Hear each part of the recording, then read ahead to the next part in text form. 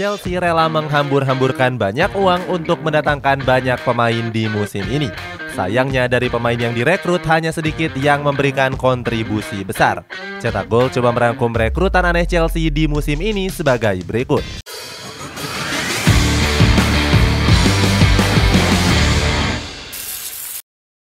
Rela hambur-hamburkan banyak uang. Chelsea menjadi klub paling disorot pada bursa transfer musim 2022-2023 ini. Bukan karena prestasi gemilangnya, melainkan kebijakan transfer mereka yang mendatangkan banyak pemain baru.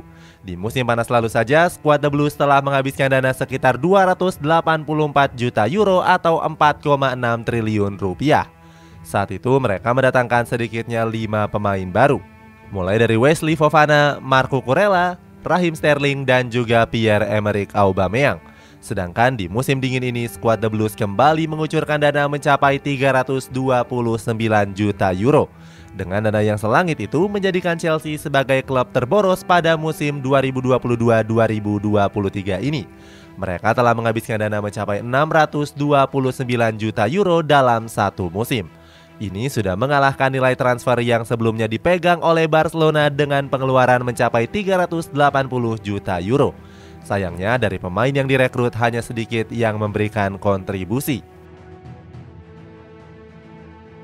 Marc Cucurella. Untuk mengawali ulasan ini ada Marc Cucurella yang di musim ini tampil cukup buruk. Pasalnya sejak didatangkan dari Brighton, pemain asal Spanyol ini kerap melakukan banyak blunder. Akibat blundernya itu membuat Cucurella kerap dicemooh oleh para penggemar The Blues. Mereka menganggap performa sang pemain gak sebanding dengan harganya yang mencapai 65 juta euro. Meskipun begitu, Cucurella kerap mendapatkan menit bermain di bawah asuhan Graham Potter. Bahkan Potter membela Cucurella dengan menyebutnya sebagai pemain bagus. Cucurella pun sempat membuktikan kualitasnya di laga menghadapi Borussia Dortmund. Saat itu dia dinobatkan sebagai man of the match karena dianggap tampil kokoh di jantung pertahanan. Mikhailo Mudryk. Berikutnya ada Mikhailo Mudryk yang didatangkan pada musim dingin lalu seharga 70 juta euro.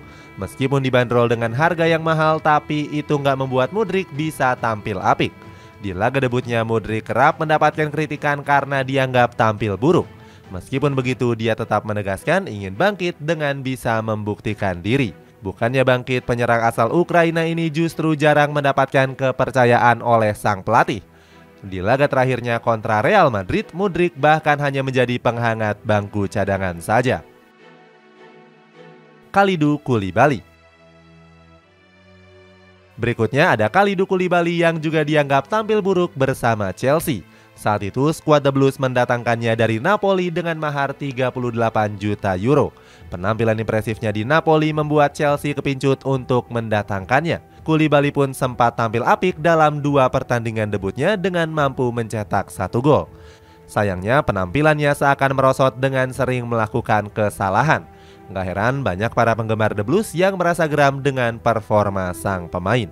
Meskipun demikian, beberapa pihak tetap membela Koulibaly atas performa buruknya tersebut. Salah satunya datang dari legenda Chelsea yakni William Gallas. Dia menyebut kalau performa buruknya itu disebabkan karena perbedaan gaya bermain Liga Italia dan Inggris. Pierre-Emerick Aubameyang. Selanjutnya ada Pierre-Emerick Aubameyang. Bomber asal Gabon itu didatangkan dari Barcelona dengan biaya transfer sebesar 12 juta euro.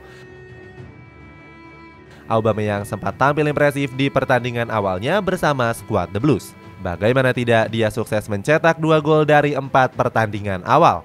Akan tetapi Aubameyang gagal mempertahankan performa impresifnya tersebut. Sebab mantan pemain Arsenal itu telah melewatkan 10 pertandingan.